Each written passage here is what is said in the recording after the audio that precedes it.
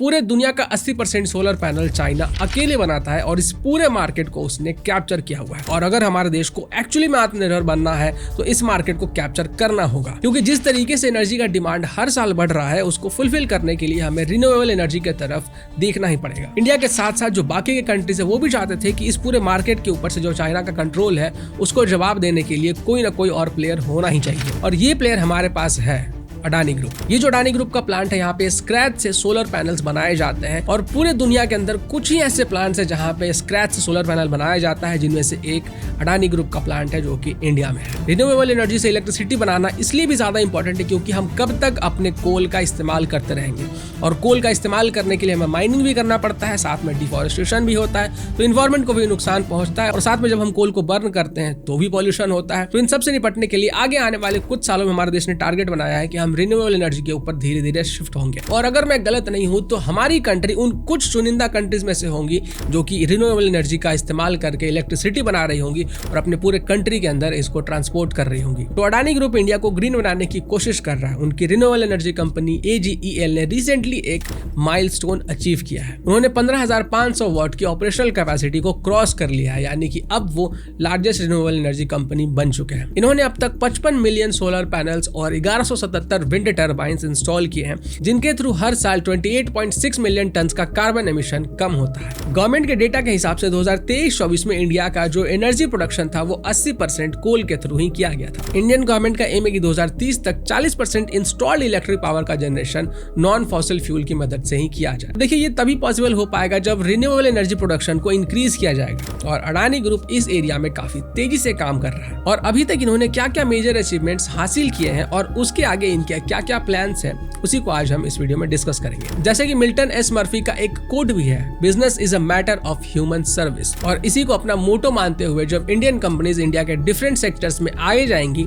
तभी ये देश आगे बढ़ सकता है। रिन्यूएबल एनर्जी की फील्ड में अडानी ग्रुप की AGEL ने काफी अच्छे तरीके से काम किया है। 10 साल के अंदर ही वो वर्ल्ड के टॉप 10 इंडिपेंडेंट पावर प्रोड्यूसर्स की लिस्ट में शामिल हो चुके हैं। अडानी ग्रीन ने 2015 में अपने ऑपरेशन की शुरुआत की थी। शुरुआत में उन्हें स्मॉल प्रोजेक्ट्स मिले, जैसे कि 2016 में इन्हें MP के अंदर एक 20 वाट का विंड एनर्जी रिलेटेड कॉन्ट्रैक्ट मिला, और फिर 2016 में उन्हें आंध्र प्रदेश के अंदर एक 50 वाट का विंड प्रोजेक्ट सेटअप करने का कॉन्ट्रैक्ट मिला। इसके बाद से अभी तक वो 54 ऑपरेशनल प्रोजेक्ट्स को कंप्लीट कर चुके हैं, जबकि 10 प्रोजेक्ट्स अंडर कंस्ट्रक्शन है। तो ये जो 54 इंपॉर्टेंट प्रोजेक्ट्स हैं उनमें से जो कुछ बड़े प्रोजेक्ट्स हैं जो कि हमारे कंट्री के लिए बहुत ज्यादा इंपॉर्टेंट है, उसके ऊपर थोड़ा नजर डालते हैं। सबसे पहला है कमुथी सोलर पावर प्रोजेक्ट। 648 मेगावाट की टोटल कैपेसिटी के साथ तमिलनाडु का कमुथी पावर स्टेशन आज दुनिया के लार्जेस्ट प्लांट्स में से एक है। 2500 एकड़ में फैले हुए इस सोलर प्लांट को सितंबर 2016 में अडानी ग्रुप ने कमीशन किया था। इसमें उस टाइम पर करीब 4500 करोड़ इंडियन रुपीस का इन्वेस्टमेंट हुआ था। इस सोलर प्लांट में 2.5 million solar panels, 3,80,000 foundation, 30,000 tonne का स्ट्रक्चर, 6,000 किलोमीटर के केबल्स और 154 ट्रांसफार्मर्स का यूज किया गया है,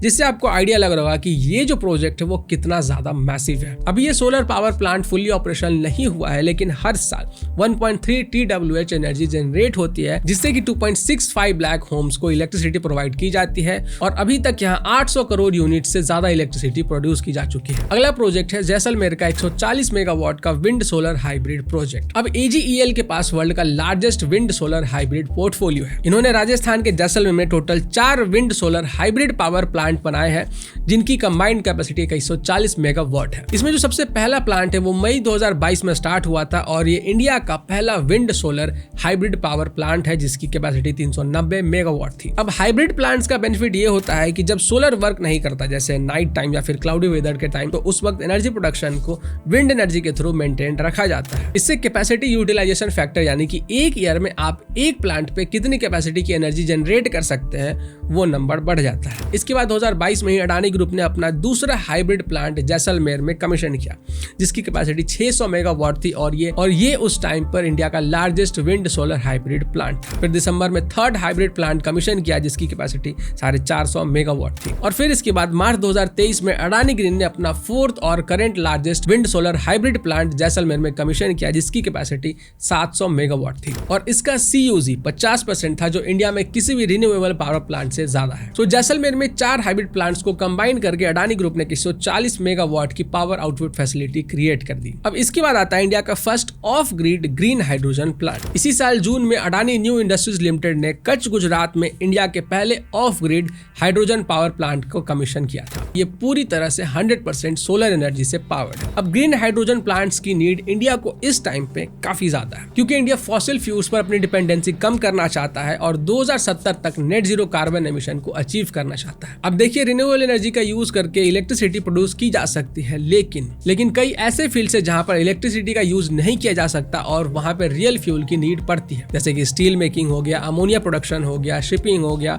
और इवन नॉन इलेक्ट्रिक व्हीकल्स में भी हमें फ्यूल चाहिए होता है। तो ऐसे में हाइड्रोजन एक अच्छा ऑप्शन है जिसके थ्रू फॉसिल फ्यूल्स को रिप्लेस किया जा सकता है।